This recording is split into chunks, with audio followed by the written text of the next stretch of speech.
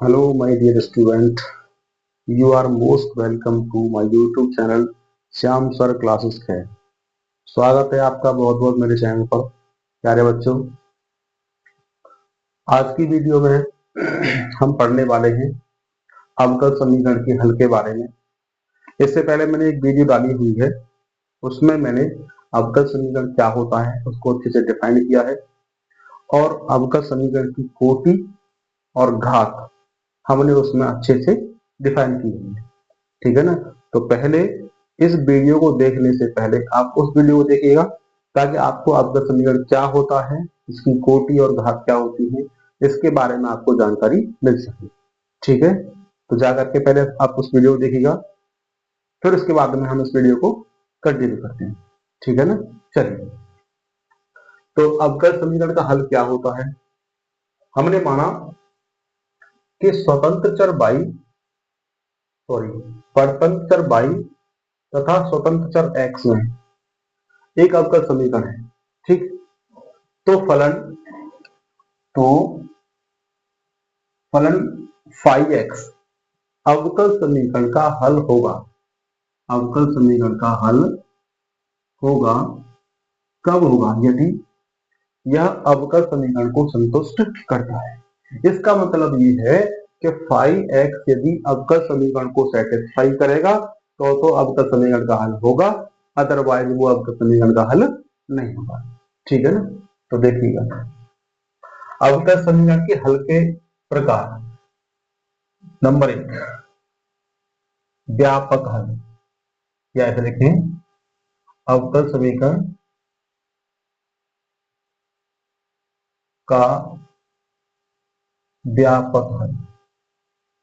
व्यापक हल, व्यापक हल क्या होता है? जनरल सॉल्यूशन होता है ये वाला, general solution of differential equation. व्यापक हल में क्या होता है, देखिए ऐसा हल जिसमें स्वेच्छ अचर उपस्थित हों व्यापक हल समीकरण कहलाता है। ठीक है ना। व्यापक हल में जो अचरों की संख्या होती है वो अवकल समीकरण की कोटि के बराबर होती है। कैसे लिखेंगे हम इसको? अवकल समीकरण का अवकल समीकरण का ऐसा हल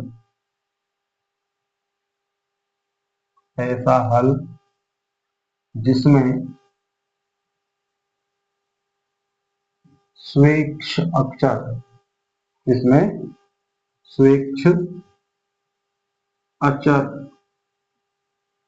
क्या मतलब इसका?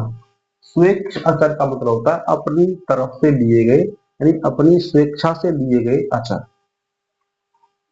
स्वेच्छ अचर उपस्थित हों, स्वेच्छ अचर उपस्थित हों, उसे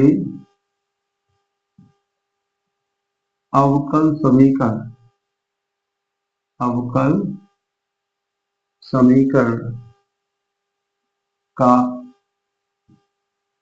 व्यापक हल, व्यापक हल कहते हैं। ठीक है। जैसे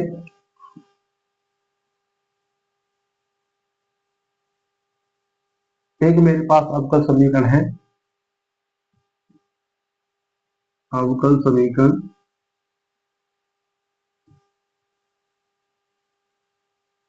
देखिए आगे हम इसको डीपली पढ़ाएंगे, ऐसी कोई दिक्कत नहीं है। थोड़ा सा पहले नॉर्मली इसको समझने की कोशिश करिए। अवकल समीकरण है मेरे पास d square y upon D x square बराबर प्लस में वाई इक्वल टू 0 का व्यापक हल क्या होगा। मैं केवल आपको यह बताना चाह रहा हूं व्यापक हल होता क्या है, कैसे निकाला जाएगा, इसको हम आगे डिस्कस करेंगे, पूरा चैप्टर भी आपको करवाएंगे। ठीक है ना। तो देखिएगा व्यापक होता है इसका y बराबर a cos x plus B sine x. इसमें बेटा ए तथा बी क्या है, स्वेच्छ अचर है। क्या है ये, स्वेच्छ अचर है। ठीक है, यानी अपनी तरफ से इस अवकल समीकरण को हल करने में लिए गए स्वेच्छ अचर हैं। अपनी स्वेच्छा से हमने ये कांस्टेंट डाले हुए। ठीक है ना। तो मैंने क्या बताया था अभी आपको, अवकल समीकरण का ऐसा हल जिसमें स्वेच्छ अचर उपस्थित हो उसे अवकल समीकरण का व्यापक हल कहते हैं।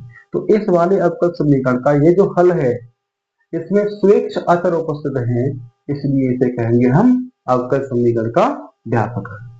ठीक है ना। कैसे निकालेंगे ये हम आगे डिस्कस करेंगे। दूसरा क्या होता है, अवकल समीकरण का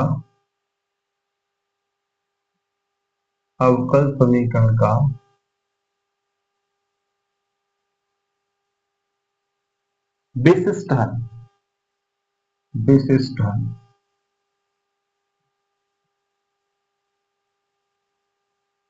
विशिष्ट हल क्या होता है, ये स्पेसिफिक सॉल्यूशन होता है इसका। स्पेसिफिक सॉल्यूशन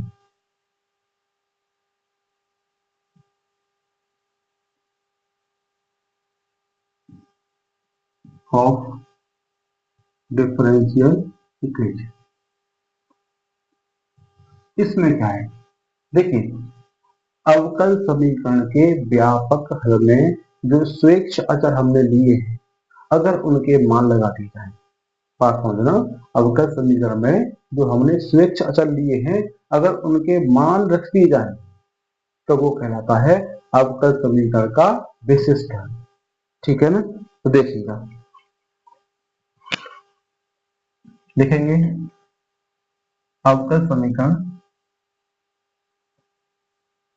अवकल समीकरण के व्यापक हल में, व्यापक हल में आए आए स्वेच्छ अचरों को, आए स्वेच्छ अचरों को, अचरों को विशेष मान देने पर, विशेष मान देने पर, विशेष मान देने पर प्राप्त हल, विशेष मान देने पर प्राप्त हल अवकल समीकरण का, अवकल समीकरण का विशिष्ट हल कहलाता है।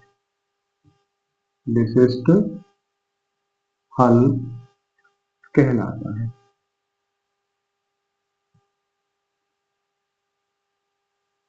जैसे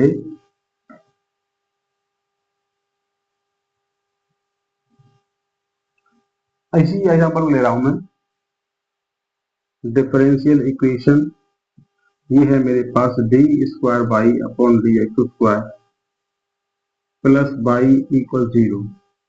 ठीक, का व्यापक हल क्या है, का व्यापक हल है बेटा बाई बराबर a cos x plus B sine x. अगर मैं ए और बी को कोई विशेष मान दे दूं, माना ए बराबर 1 रख दें, इसमें बी बराबर 1 रख दें, तो अवकल समीकरण का जो हल प्राप्त होगा, अवकल समीकरण का जो हल प्राप्त होगा वो कहलाएगा विशिष्ट हल। ठीक है, क्या होगा, y बराबर a का मान 1 into cos x plus b का मान 1 इंटू साइन एक्स। तो y बराबर cos x plus sine x, जो मान हमको प्राप्त हुआ है ये क्या कहलाएगा बेटा, अवकल समीकरण का विशिष्ट हल कहलाएगा। तो उम्मीद करते हैं आपको अवकल समीकरण के दोनों प्रकार के हल समझ आए होंगे। एक बार फिर रिपीट करता हूं दोनों को। अगर अवकल समीकरण में स्वेच्छ अचर मौजूद हैं तो उसे कहेंगे हम व्यापक हल, और स्वेच्छ अचरों को कोई विशेष मान दे दें तो वो कहलाता है हमारा विशिष्ट हल। ठीक है, तो चलिए हम शुरू करते हैं इस अवकल समीकरण के संबंधी एनसीईआरटी की एक्सरसाइज। ठीक है ना, क्या है देखिएगा, नोट कर लें इसको। देखिए एक्सरसाइज नंबर 9.1, इसके सारे क्वेश्चन हम बड़े आराम से इजीली करेंगे। तो देखिएगा क्या पूछा है, इस चैप्टर में पूछा हमें अवकल समीकरण की कोटि और घात पूछी है केवल। ठीक है, हमने इसका फंडामेंटल अच्छे से कर लिया है, वीडियो फर्स्ट में जाकर देखिएगा इसको। ठीक है ना, देखिए यह अवकल समीकरण है, कैसा है, एक साधारण अवकल समीकरण है। हम देख पा रहे हैं इस अवकल समीकरण में अधिकतम 4 बार अवकलन किया गया है। यहाँ 3 बार है तो अधिकतम कितनी बार अवकलन है, 4 बार। तो इस अवकल समीकरण की कोटि कितनी हुई, कोटि हुई इसकी 4। ठीक है, अब देख पा रहे हैं हम क्या इस अवकल समीकरण को dy अपॉन dx या d square Y upon D x square या d cube Y upon D x cube यानी अवकलजों के बहुपद के रूप में लिख सकते हैं। तो आपका जवाब होगा नहीं लिख सकते। क्यों नहीं लिख सकते, क्योंकि साइन में इसकी अनंत पदों की श्रृंखला बने, क्योंकि साइन एक्स अनंत पदों का प्रसार होता है, इसलिए इसको एक बहुपद के रूप में लिखना पॉसिबल नहीं है। इसलिए इस अवकल समीकरण की घात परिभाषित नहीं है, तो लिख देंगे घात परिभाषित नहीं होगी, नहीं होगी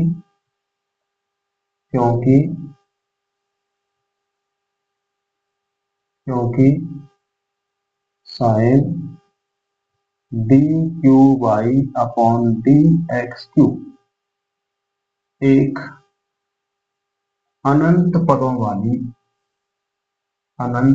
वाली